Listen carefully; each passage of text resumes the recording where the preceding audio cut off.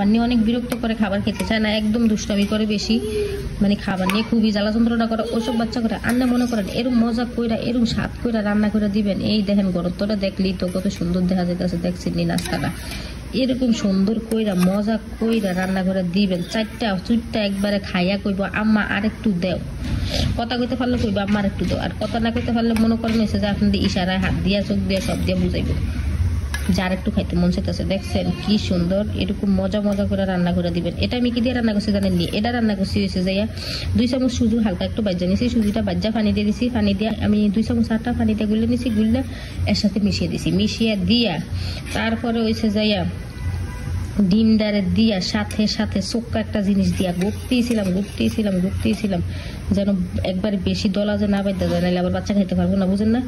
এই যে মনে করেন এই একটু দলা বাজছে, এটা আপনি চামচ দিয়ে হয়েছে দেখেন, এই যে চামচ দিয়ে হয়েছে যে কাটটা দিয়ে দিতে পারবেন, খাইতে দিতে পারবো, আর এমনও খাইতে পারবো না কাটলো।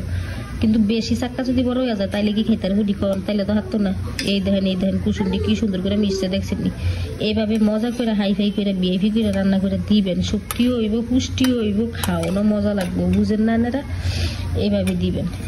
ইউটিউবে কত সুন্দর সুন্দর রান্নাবাড়ি দেখায়, বেটিরা কিত্ত দেখায়, এই রান্না পেটা দেওয়ানোর লিগি তো দেখায় নাকি, আর হেরাও লাইক খাওয়ানোর লিগে দেখায়। এই আর কি কাম। পালা থেকে সুস্থ থাকেন, ভিডিওটা নিয়ে শেষ করবো। আল্লাহ হাফেজ।